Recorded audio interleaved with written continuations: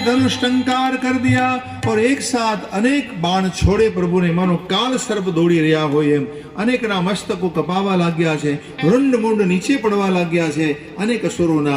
અને એ વખતે કુંભકર્ણ સામે આવે છે, એના શરીર ઉપર ભગવાને અનેક શેલ અનેક બાણોનો પ્રહાર કર્યો અને એ વખતે બધા બાણ એના શરીરમાં ઘૂસી ગયા છે, બધા બાણ એના શરીરમાં ઘૂસે છે અને એ વખતે એમણે સામે આવી રાઘવની ઉપર ફેંકી છે। ભગવાને એ વખતે એનો એ હાથ કાપી નાખ્યો છે। લાગત સરધાવારિસ ભરા, ભગવાને એનો હાથ કાપ્યો એટલે ભગવાને એના મુખમાં અનેક બાણ છોડેલા હતા અને એ મુખમાં બાણ સાથે ભગવાનની સામે દોડ્યો ધરતી, એમણે એકદમ બીજા હાથેથી બીજો શેલ ઉપાડ્યો, ભગવાને બીજી ભુજા કાપી। સોમખલ કૈસા, આમ બે ભુજાઓ ભગવાને કાપી નાખી, માનો પાંખ વગરનો પહાડ આવતો હોય અને એકદમ ઉગ્રતાથી ભગવાનને નિહાળે છે, ચિત્કાર કરતો એ ભગવાનની સામે આવે છે। એ વખતે ભગવાને એક બાણ એવું છોડ્યું કે એનું પેલું મસ્તક કપાયું। સારાની ભરા મુખ સમ્મુખ દાવા, ભગવાને કોપ કરી અને એના મસ્તકને જુદું કર્યું અને બીજા બાણથી એના શરીરને મધ્ય ભાગથી જુદું કર્યું અને એના ત્રણેય ભાગ જ્યાં નીચે પડ્યા અનેક બંદરો નીચે દબાઈ ગયા અને એનું મસ્તક એકદમ દોડી અને મહારાજ દશાનંદની આગળ પડ્યું, રાવણની આગળ એનું મસ્તક પડ્યું અને એનું શરીર નીચે પડવાથી અનેક બંદરો હતા દબાયા છે અને તે જ ભગવાનના મુખમાં મળી ગયું। તાસુ તેજ પ્રભુ બદના સમાના, તાસુ તેજ પ્રભુ બદના સમાના, સુર મુનિ સબહી અચંભવમાના, સુર મુનિ સબહી અચંભવમાના। તારી બિનતી સુર સકલ સિધાય, તારી બિનતી સુર સકલ સિધાય, એહી સમય દેવ ઋષિ આયે, એહી સમય દેવ ઋષિ આયે। સુદમ્યોના નાદ થયા છે, દેવતાઓ સ્તુતિ કરે છે અને દેવતાઓ સ્તુતિ કરીને પોતપોતાના ધામમાં પહોંચે છે। આ પ્રકારે ભગવાને કુંભકર્ણનો નાશ કર્યો, તે જ ભગવાનમાં સમાયું। શંકરજી કે ગિરિજા નિશિચર હતો, અધમ હતો, મૂળનું ધામ હતો અને છતાં ભગવાને કેવી એને પોતાનું નિજ ધામ આપ્યું, કેવી સુંદર ગતિ આપી। ગિરિજા તે નર મંદમતી, જેન ભજે શ્રી રામ, આવા રામને જે ભજતો નથી મંદમતી છે, શંકરજીનું વચન છે। દિવસનો અંત થયો અને બંને સેનાઓ હવે પાછી ફરી છે। રાવણ દ્વારા વિલાપ શરૂ થયો છે, રાવણે ઘણો બધો વિલાપ કર્યો છે, નારીઓ રડવા લાગી છે અને હવે સવાર થયું, યુદ્ધ શરૂ થાય છે અને એ વખતે યુદ્ધ શરૂ થતા મેઘનાદ એમની સામે આવે છે। મેઘનાદ સામે લક્ષ્મણી યુદ્ધ કરવા માટે આવે છે અને એ વખતે મેઘનાદે એવું ભયંકર યુદ્ધ બતાવ્યું, બસ બસ ભયે ખરારી, વ્યાલ પાસથી નાગ પાસથી જ્યારે એમણે રામ લક્ષ્મણને બાંધી દીધા છે અને એ વખતે શ્રી નારદજીને ખબર પડી, નારદજી ગરુડજીને મોકલ્યા છે અને ગરુડજીએ ભગવાનને નાગ પાસથી મુક્ત કર્યા। પછી ગરુડજીને પણ શંકાઓ થઈ છે કે આ બ્રહ્મ કેમ હોઈ શકે, એને કોણ બાંધી શકે અને એ શંકા નિવારણ કરવા માટે પછી એને શંકરજીએ કાગભૂષણજીને પાસે ગરુડજીને રામ કથા સાંભળવા મોકલ્યા છે। કારણ કે મનમાં શંકા જાગી, જો ભગવાન અખંડ, જો એક રસ ભગવાન છે, બ્યાલ પાસ ભય બસ ભય ખરારી, સબસ અનંત એક અવિकारी, जिसको कोई बांध नहीं सकता वो भगवान को नागपाश कैसे बांध सकता है। तो नट एवं कपट करत चरित करना, ભગવાન એક નાટક કરે છે ભાઈ, જેમ કોઈ નટ કેમ નાટક કરે એમ ભગવાનના નાટકને સારા સારા બુદ્ધિમાનો પણ સમજી શકતા નથી। તો પરમાત્મામાં જ્યારે એને શંકા ગઈ ગરુડજીને, પછી એને રામકથા સાંભળી અને પોતે નિરાકરણ કર્યું છે। હવે બીજી બાજુ જ્યારે નાગપાસથી બાંધી લેવામાં આવ્યા તો બીજી બાજુ જ્યારે મેઘનાદના કર્મને નિહાળી અને હનુમાનજીએ એને એના પર એવો પ્રહાર કર્યો તો મેઘનાદને મૂર્છા આવી ગઈ હતી અને મેઘનાદ મૂર્છિત અવસ્થામાં હતા અને જાગ્યા પછી એને યજ્ઞ શરૂ કર્યો છે। યજ્ઞ અપાવન હતો, આ યજ્ઞ શરૂ કર્યો છે એટલે તરત જ ખબર પડી ગઈ લક્ષ્મણજી કરવા માટે આવે છે, ભગવાન રામના આશીર્વાદ લઈ અને એ લક્ષ્મણજી પોતાની સેના સાથે ત્યાં પહોંચે છે. લક્ષ્મણજીએ યજ્ઞમાં બેઠેલા ઉપર જ્યારે એમને ખૂબ પરેશાન કર્યો છે મેઘનાદને, એ વખતે પોતાનો યજ્ઞ અધૂરો છોડી અને ભગવાન લક્ષ્મણ સાથે એમનું યુદ્ધ શરૂ થાય છે. ભયંકર યુદ્ધનો આરંભ થાય છે. લક્ષ્મણજીએ વિચાર કર્યો કે આ પાપીને મેં બહુ રમાડ્યો, હવે મારે વધારે નથી રમાડવો. છાણા બાનમાં જ પૂર લાગા, છાણા બાનમાં જ પૂર લાગા, સબ ત્યાગા ભરતી ભારત ભયું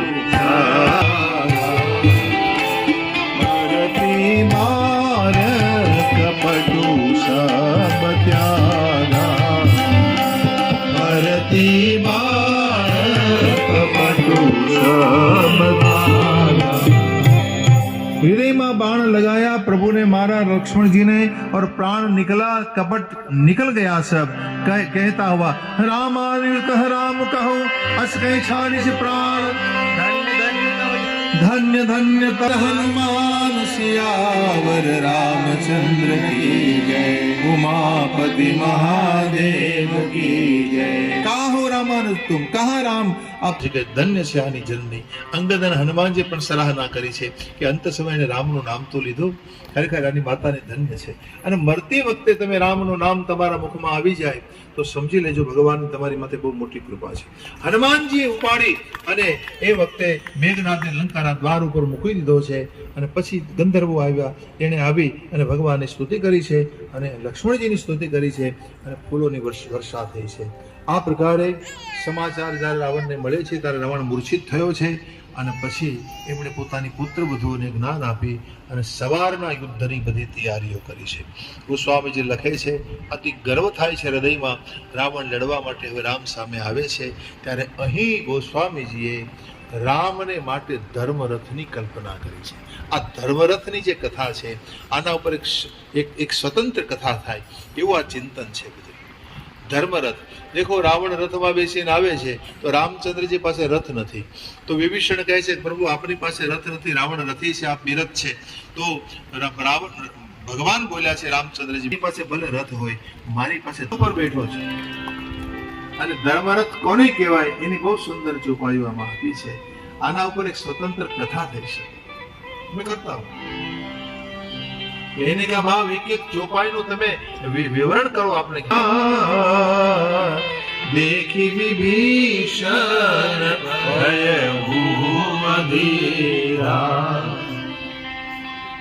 તો ધર્મરથનું વર્ણન અહીંયા છે. ભગવાન આ ધર્મરથ ઉપર બિરાજ્યા.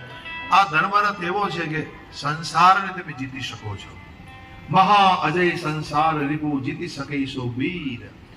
જે આ મહા અજય સંસાર રીપુ આપણો મોટા મોટો શત્રુ સંસાર છે. સંસાર का अर्थ क्या है? संसरती इति संसार. સરક્યા કરે સંસાર કહેવાય. અને આ સંસાર સરકતો રહે આપણા હાથમાં નથી આવ્યો કોઈ. આ હાથમાં નહીં આવે ભાઈ, એ આપણો મોટા મોટો શત્રુ છે. અને એ શત્રુને કોણ જીતી શકે? જે આ ધર્મરથ ઉપર બેઠો હોય. એટલે ધર્મરથની આખી વ્યાખ્યા છે એને સમજવી પડે. એક એક ચોપાઈ લે અને પછી આગળ કહે છે કે ભગવાન આ ચર્ચા કરે છે એ દરમિયાન મહારાજ ઇન્દ્રને થોડી શરમ આવી છે. મહારાજ ઇન્દ્રે માતલીને પોતાનો રથ લઈને મોકલ્યો છે અને પછી રાવણે ભયંકર યુદ્ધ શરૂ કર્યું છે. હવે બધા ત્રાસી ગયેલા ભાલુબંદર રામને શરણે આવે છે, લક્ષ્મણજી સામે આવે છે અને લક્ષ્મણજી રાવણને મૂર્છિત કરી દીધો. રાવણ મૂર્છિત થયો, રથમાં લઈ અને લઈ જાય છે. એના સારથી સવારે એની મૂર્છા જાગી અને પછી ફરી પાછું લડવા માટે આવે છે. અને એ વખતે એમણે લક્ષ્મણજી ઉપર શક્તિ છોડી, બ્રહ્માની શક્તિ ભગવાન રામે પોતાના ઉપર લઈ લીધી. એ દ્રશ્ય જોઈ અને હનુમાનજીએ પ્રહાર કર્યો અને હનુમાનજીએ એક લાત મારી રાવણને ફરી મૂર્છા આવી ગઈ છે. અને આ રીતે રાવણને ફરી મૂર્છા આવી અને એને લઈ ગયો છે. એનો ફેર સારથી હવે સવારમાં યજ્ઞ શરૂ કર્યો છે. રાવણનો યજ્ઞ શરૂ થયો એટલે વિભીષણે રાવણ યજ્ઞ કરે છે કે સિદ્ધ થઈ જશે તો એ મરશે નહીં. નાથ કરઈ રાવણ એક જાગા, નાથ કરઈ રાવણ એક જાગા, સિદ્ધ ભય નહીં મરી ભાગ.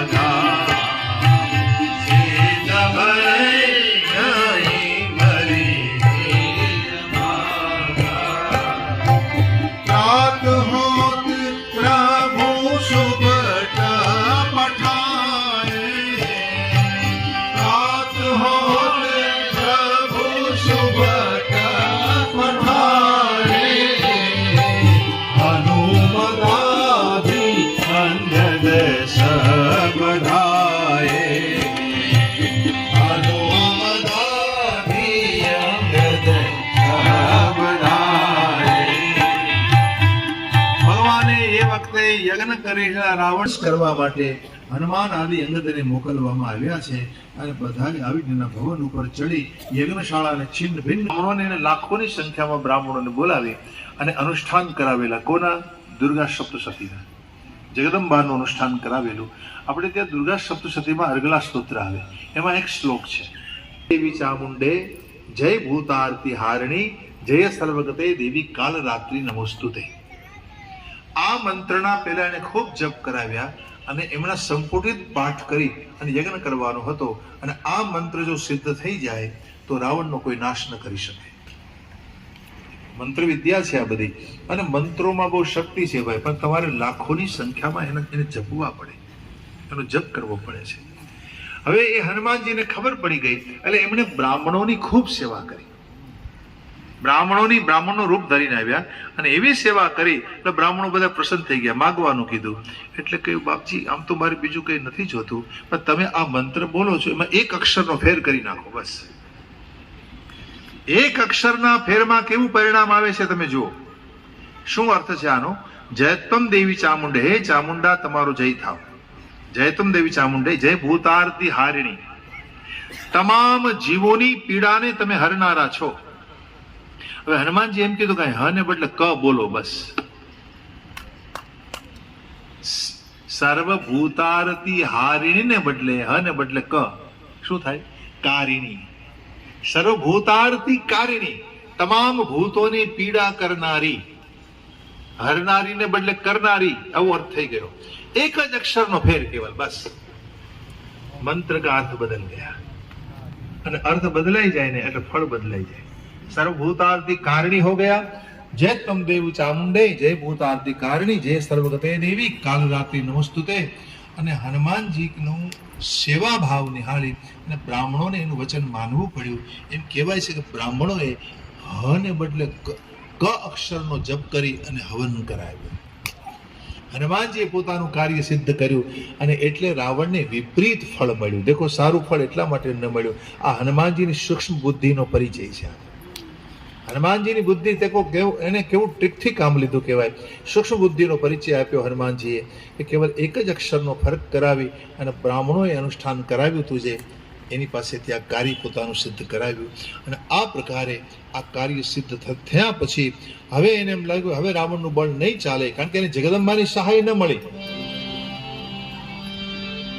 અનુષ્ઠાનમાં તમે મંત્રો ખોટા બોલો તો તમને દેવની સહાય નહીં મળે, ફળ તમારું વિપરીત થઈ જાય છે. અને આ પ્રકારે પછી હનુમાનજી અંગદ, નીલ, નલ આદિને લઈ અને રાવણને પરેશાન કરવા માટે પહોંચે છે. અને એ વખતે જગ્ઞ વિદંસી કુશલ કપી આયે રઘુપતિ પાસ, ચલે નિશાચર ક્રુદ્ધ હોય ત્યાગી જીવન કે આસ. ત્યાગી જીવન કે છે ભગવાન પાસે. અને હવે આ નિશાચર રાવણ એકદમ ક્રોધિત બની જીવનની રામની સામે આવે છે.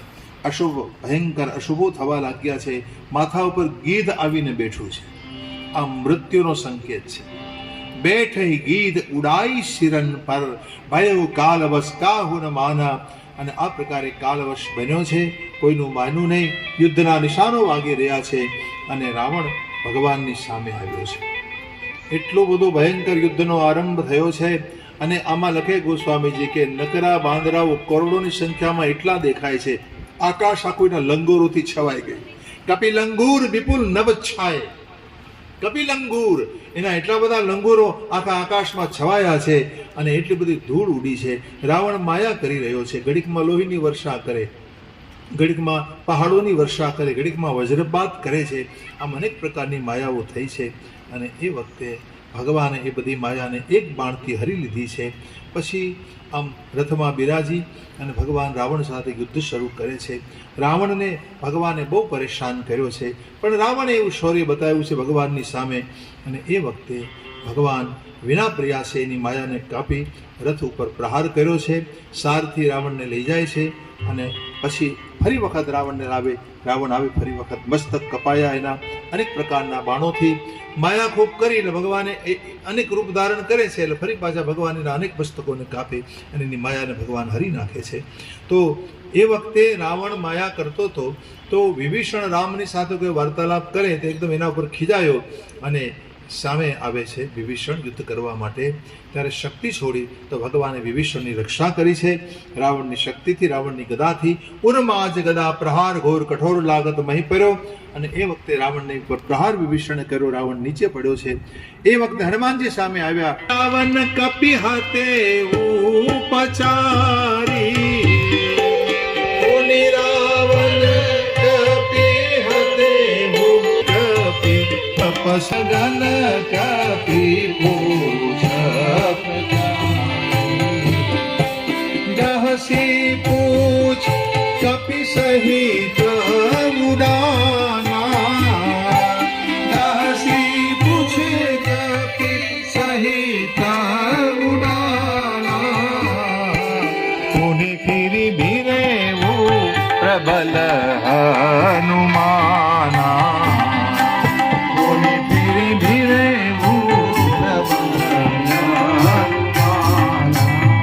હનુમાનજીએ પોતાની લંગૂરમાં રાવણને એકદમ દબાવી દીધો, એને પકડીને આકાશમાં ઉડ્યા. એમ લખે છે ગોસ્વામીજી. ચલેવ ગગન કપી પૂછ પસારી અને ગહેસી પૂછ કપી સહિત ઉડાના. પૂછડામાં હનુમાનજી ઉડ્યા છે. અને એ વખતે હનુમાનજીની સાથે રાવણે ભયંકર યુદ્ધ કર્યું છે, મોટું રૂપ ધારણ કર્યું, અને એમ હનુમાનજીની પૂછમાંથી બહાર આવ્યો છે. રાવણ અંતર્ધ્યાન થઈ ગયો. અંતર્ધ્યાન થયો એ વખતે અનેક માયાઓ કરે છે. અમિત રાવણ દેખાયો, અમિત રૂપ એને ધારણ કર્યા. દેવતાઓને ડર લાગ્યો કે આટલા બધા રાવણ, અને એ વખતે ભગવાને એની માયાઓનું નિવારણ કર્યું છે. અને આ દ્રશ્ય જોઈ દેવતાઓ આવીને સ્તુતિ કરે છે ભગવાનની. રાવણે દેવતા ઉપર આવે છે, અને અંગદે આવીને રાવણનો પગ પકડી અને એને ભૂમિ ઉપર પછાડ્યો છે. તો ભૂમિ ઉપર જ્યારે પડે છે રાવણ, કૂદી ચરણ ગઈ ભૂમિ ગિરાયો. આમ અંગદે એને ભૂમિ ઉપર પછાડ્યો છે રાવણને. ફરી પાછો રાવણ ઉભો થયો છે, અને પછી કરોડોની સંખ્યામાં કપીઓ રાવણના મસ્તક ઉપર ચડી ગયા છે, અને એના અને વિદીર્ણ કરે છે, અને અમુક અમુકને પકડી પકડીને મુખમાં ભરી દે છે. રાવણ બંદરોને મુખમાં ભરે, જે મુખમાં ગયા હોય, કોઈ કાનમાંથી બહાર નીકળે છે, કોઈ બીજા કાનમાંથી બહાર નીકળે, કોઈ નાકમાંથી બહાર નીકળે, કોઈ આંખમાંથી બહાર નીકળે છે. કારણ કે ભયંકર રૂપ ધર્યું છે એમણે. તો જેટલા જેટલા મુખમાં આવે બધા ભાલુ કપીબરો, આ બધાને પોતાના મુખ અને બધા બહાર આવી જાય છે. અને આ પ્રકારે કરોડોની સંખ્યામાં જ્યારે બંદરોની સામે રાવણ એકદમ વ્યાકુળ થઈ ગયો, એ વખતે જામવંતે આવીને એક લાત મારી છે, અને લાત મારી રાવણ મૂર્છિત, રાવણને રથમાં ઘાલી અને સારથી લઈ જાય છે. મૂર્છા બિકત ભાલુ કપી સભાએ પ્રભુ પાસ. આ બાજુ સાંજ પડી ગઈ છે, બધા ભગવાનની પાસે આવ્યા છે ભાલુ કપીવરો. બીજી બાજુ પડે છે આ યુદ્ધ બાબતે. અને એ વખતે જાનકીજી વિલાપ કરે છે. વિલાપ કરેલા જાનકીજીને જોઈ અને ત્રિજટાએ જાનકીજીને સમજાવ્યા છે, અને કહ્યું છે, કહ ત્રિજટા સુનો રાજકુમારી ઉર્સ મરે સુરારી. सुनो, जानकी जी को कहा कि एना हृदय में जो बाण वागे ने तो ज आ रावण मरे, पर भगवान ने हृदय में बाण मारता नहीं. एनु कारण ए छे कि एही के हृदय बस जानकी, एना हृदय में तमे निवास करो छो. हे जानकी जी, रावण ना हृदय में तमे छो, सतत तमारू चिंतन करे छे. एना हृदय में तमे छो, अने तमारा हृदय में राम छे, अने रामना हृदय में संपूर्ण ब्रह्मांड छे. राम એને એટલા માટે જલ્દી મારતા નથી, જો રામ એને બાણ મારે તો બાણ તમને વાગે અને સંપૂર્ણ બ્રહ્માંડનો નાશ થઈ જાય. એટલા માટે ભગવાન રામચંદ્રજી ધીરજ ધરે છે. એહી કે હૃદય બસ जानकी, जानकी उर मम बास है, जानकी उर मम बास है, जानकी बास है.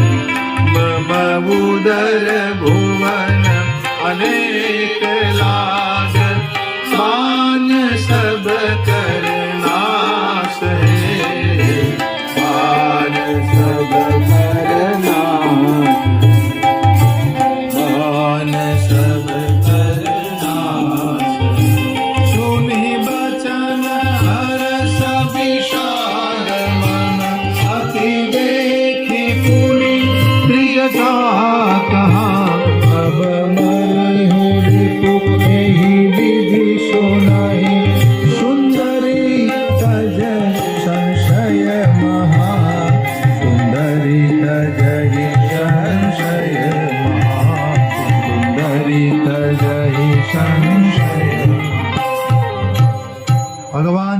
આવીને બહુ વ્યાકુળ કરશે અને એક ક્ષણ માટે તમને ભૂલી જશે ત્યારે રામ એને બાણ મારશે. એક ક્ષણ માટે તમારું વિસ્મરણ કરી દેશે ત્યારે જ ભગવાન એને બાણ મારી શકશે. કાટત શિર હોય બિકલ છૂટી જાય તબ ધ્યાન. એ જ્યારે વિકળ બનશે અને તમારું ધ્યાન જ્યારે છૂટી જશે એનાથી તબ રાવણ હૃદયમાં હું મારી રામ સુજાન. એ વખતે ભગવાન રામ એના હૃદયમાં બાણ મારશે. જાનકીજીના વિરહને દૂર કરવામાં આવ્યો ત્રિજટા દ્વારા. વામંગનું સ્ફુરણ થાય છે અને અર્ધરાત્રિ રાવણ જાગ્યો છે, પોતાના સારથી ઉપર ખીજાયો છે અને હવે સવાર પડ્યું. સવાર પડતા એ બધી જ આશાઓ છોડી અને હવે રામની સામે આવે છે. વિભીષણે રામજીને કીધું કે પ્રભુ છે અને નાભિકુંડને તમે શોષી લો પ્રભુ. નાભિકુંડ પિયુષ બસ યાકે નાથ જેત રાવણ બલ તાકે.